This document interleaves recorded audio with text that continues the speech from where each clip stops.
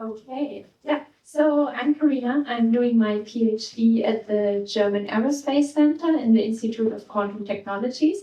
I did my studies here in Erlangen, and by a lucky coincidence, I met Michael Krieger exactly when I was thinking about how to do my top level controls after having already an EPICS control system. So I will talk today how I use NOMAD CAMELS in my lab. And I separated the talk into 3 topics. So first I will introduce you to my experiment because it has something to do with solid state physics, but not too much. And then I will show you how I use EPICS to control all my devices and give you some deeper insights into what EPICS is and how it works. And finally, how CAMELS complements this control system and how it makes my life much easier. So about the experiment, I have built this beamline and taking it into operation right now. And what I want to do in there is the diffraction of matter waves through 2-dimensional materials. So let's first talk about this a little bit. So when did people start using matter waves to do microscopy? It was about 100 years ago. There was an electron diffraction experiment by Thomson, and he shot electrons through a very thin metal film, discovered that there are spots on a photographic plate which are consistent with interpreting the electron as a wave. And many, many years later, we have big microscopes that we can use to watch atoms, have a look at their structure. And yeah, so people are using this now commonly. So what happens if we take heavier particles than electrons? Because if we go to heavier particles, we can use lower energies to still get the same de Broglie wavelength. So people tried that also with atoms, and first it was done with hydrogen atoms on a lithium fluoride crystal, and they were diffracted at the surface, and again a diffraction pattern was visible. And nowadays there are scanning helium microscopes which can be used to investigate surfaces closely. So what you can see here is the eye of a fly that was scanned with helium atoms at an experiment in Cambridge, and apparently they start to sell their devices. What we now want to do is to combine those 2 approaches. We want to take heavier particles, but also shoot them through materials and not only look at the surface of the materials. So we can study more deeply what's going on in the materials and also to couple to the actual materials. And we can only do that with 2-dimensional materials. So we decided to use graphene as a start because it's very robust. I can order it online. It's interesting for numerous applications, and it has a very small lattice spacing. But in the future, we want to move towards materials that usually cannot be imaged in electron microscopy because we have a very high radiation damage there, especially if you're looking into organic membranes or other radiation-sensitive materials. Our approach could present a method to have a look at those materials. But what we need to consider is that we have to have a certain energy of our atoms to get on one hand through the material and not get just reflected or, well, don't go through. And on the other hand, our energy has to be low enough to not sputter atoms out of the membrane, because then we have a similar issue as an electron microscopy. So we found out that we have to have an atom beam energy between 4 and 80 electron volts. And with that beam, we hope to study the lattice constant and periodicity of materials. We want to study the atom-membrane interaction. One interesting feature would be the energy-dependent transmission of those atoms and how the atoms can couple to the membrane's degrees of freedom, because there we can really go into the quantum mechanical interaction between the atom and the membrane. And of course, it's interesting to study the temporal evolution of the membranes, as for instance, doping and milling, but also how do defects move on the membrane after they have been created. So the principle of our experiment is the following. First, we need to create the beam. Creating an atom beam at a well-defined energy is very hard. So we start with an ion beam that we can easily accelerate with electric fields. We then neutralize that beam to an atom beam, sort out any remaining ions, and then we shoot it onto the graphene, which we have on a special Holy substrate, such that we have small sections of freestanding graphene. And then we place a detector in the far field and record the diffraction image there. So this is how this principle looks like in a beamline. So this is about 3.60 meters length that we have in total. We have the ion gun in the beginning that creates the ion beam. Then we have the charge exchange cell. We have a Faraday cup that allows us to measure how much ion current we currently have. Then we have the probe manipulator where we stick the graphene sample onto, and then we can move it in every kind of direction. We can cool it to liquid nitrogen temperatures, but we can also heat it to 700 degrees C. We can put it on a potential, and so on. Then we have a detector, and then we have a camera. We need all those vacuum chambers because every time our atom hits a surrounding gas atom, we basically lose the information that this atom had. So this is why we need UHV. On the next slide, I just collected some of the experimental values that I need to control and I need to read out to do an experiment and to interpret the results in the end. So especially the ion gun has a lot of settings. I need to control the filament current because the ion gun starts actually with a bottle of gas that I need maybe to break up, or then I need to ionize it. This happens at a certain pressure. I then need to accelerate it. I have a beam filter for mass separation, and I have many focusing and steering voltages to actually create a nice beam. Again, in the charge exchange cell, this is a gas-filled cell where my ion beam flies through and catches an electron and becomes an atom. And again, the pressure is an important parameter here. And I also have ion optics after and before the actual cell to control, again, the properties of the beam. Then for the probe manipulator, I can heat my probe. This is done by a current. I can measure the temperature of my probe. I can read off all the motor positions and so on. I also have image data, and actually also a lot of image data that I read continuously off, but handling them with EPICS is not a problem. And right now I'm also thinking about how to connect it to CAMELS, so I can come back to you when I have a nice working solution here. So let's talk about EPICS, which I decided to use to control my devices on the lowest level and like on the first instance. So EPICS stands for Experimental Physics and Industrial Control System, and it provides a software infrastructure for distributed control systems of large experiments. But it can also be used for small experiments, and it also has the benefits there. But traditionally, it's coming from very large experiments. So development was started in 1988 at Los Alamos National Laboratory.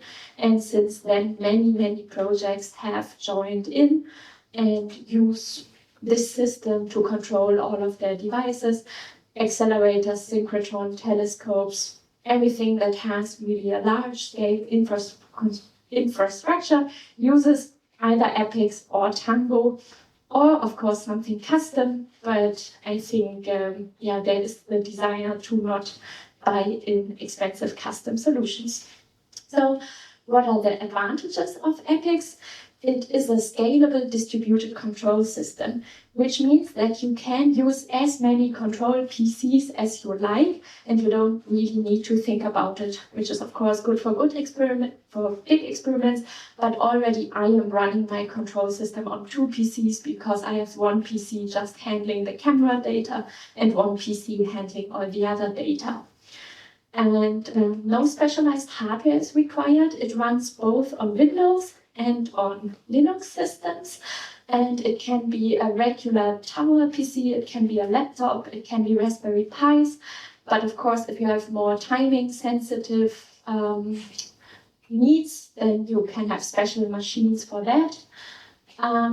What's also very interesting is that you decouple the device control and the experimental procedures, because I don't have to know when I operate the experiments which of my power supplies actually provides the acceleration voltage. I just enter set acceleration voltage 500 and it happens, which is really convenient. Furthermore, it's open source, it's easily version controllable because all the files that are into there are like plain text files that you use for configuration, and it's very easy to expand and edit. So let's talk a little bit about how the system works. So the control system uses a LAN network, and then we have so-called client workstations. So this might be you at a PC asking like, how high is the temperature in the chamber? Which pressure do I have there? And then I have the IOCs, the input-output controllers. So those are usually close to the devices and they handle certain subsections of the experiment. And for the complete communication, the so-called channel access protocol is used. And this is a typical client-server infrastructure. And if I want to start a communication, first a broadcast is sent out. So the client wants to set the temperature, so we ask into the complete network, who's responsible for temperature? And then one server responds. And after that, they only do point-to-point communication, which also makes it very slim, so you don't have a lot of network traffic. And this again makes the system nicely scalable. The smallest data unit that is exchanged over the network is usually the process variable that you already mentioned. This typically corresponds to a physical quantity like temperature of chamber 1, acceleration voltage, and so on. But we will look into this a little bit deeper. So let's talk about the IOC now. So the input-output controller. We are now very close to the device. Imagine you have a temperature sensor that's measuring the temperature in your chamber. Then you have an analog digital converter that converts this measured signal into something a computer can read. And from that we extract the process variable of the temperature. But we don't not only want to measure the temperature, but we actually want to compare whether the temperature is higher than the maximally allowed temperature. So this can also be done in a process variable where I have the calculation where I compare those two values.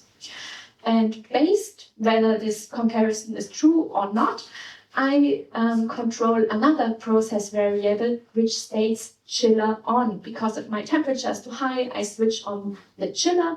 And again, this signal is then sent through a digital to analog converter and then switches on my chiller. So everything from the converter devices through the calculation is considered the input-output controller. Only the device itself is excluded. And everything that covers the process variables is defined, and it is the so-called EPICS database. So again, to come back to a complete control system, what could be the processes on top? For instance, I have a client workstation program that says, okay, I want to do a temperature ramp of my maximally allowed temperature. Okay, that does it. I want to also see what the temperature is, and I want to see what my chiller status is. And all these processes run in parallel, which is very convenient, and they can also be independently switched off, switched on without issue. So let's have a look into the database. The database contains so-called records. The records define what the process variables are that are in the systems, and they also define the behavior of the process variables. Very usual behaviors are, it can be an analog input, so I'm getting a measurement signal from somewhere, analog output, I'm sending a control signal to something, or it can be the calculation that I showed you. And if you define the database, it is really a plain text file where there are those records. And so I define that I have a temperature process variable. There's the convention to first name the device, double dot, and then the actual value you are looking at. And then you can give it a description. You can define how many digits are displayed. You can define alarms, and so on. So you really have a lot of configuration options here. I want to also show you how simple it can be if you have already a class that controls your device in Python to connect it to EPIX. Because we have the HiEPIX package that knows the channel access communication protocol, and that takes care of feeding those values into the communication protocol. So this is some Python pseudocode that you can use. So I've already written the power supply control class that is already mentioned. Most of it you can really take from GitHub. You are almost never the only person that uses that device. You then just have to check, is it really the right version? Maybe you have to do some slight adjustments, but mostly I pull those classes from the internet. Only for very special devices like my iron gun, I really had to write it from like the start, but also that absolutely doable in Python. Then I have to initialize all my process variables, so Python knows which variables exist. For a power supply, it's typically that you want to measure a voltage, you want to set a voltage, and those are like the very, very basic features. And then something special about the EPIX is that it's so-called event-based communication. So for the set voltage, we now define a callback function that is executed every time this value changes. So the function that actually talks to the power supply doesn't have to poll the database. Has the value changed? Has the value changed? Has the value changed? And 99% of the time, nothing happens. But if the value is changed in the database, it gets a signal, okay, now you have to do something. Again, makes the communication very slim and fast. And it also allows interrupt events if something drastic happens. Yes, but if nothing happens, I just read out the voltage and feed it into the database. So this is how the control system looked for me for quite some time. So I had the EPIX database, I had Python programmed device controllers, so-called scanners, on top of the device that were feeding my values into the EPIX database. And if you're very lucky, there are now some companies that sell you devices that have an IOC running on the device itself. So yeah, if you're lucky, you have a device. They don't need to do the scanner, but you just plug it in via an Ethernet cable and everything works. And then I had some GUIs for some interactive controls, for instance, some beam tuning where I have to set some values. And then I added camels, and I will show you now what camels does for my system.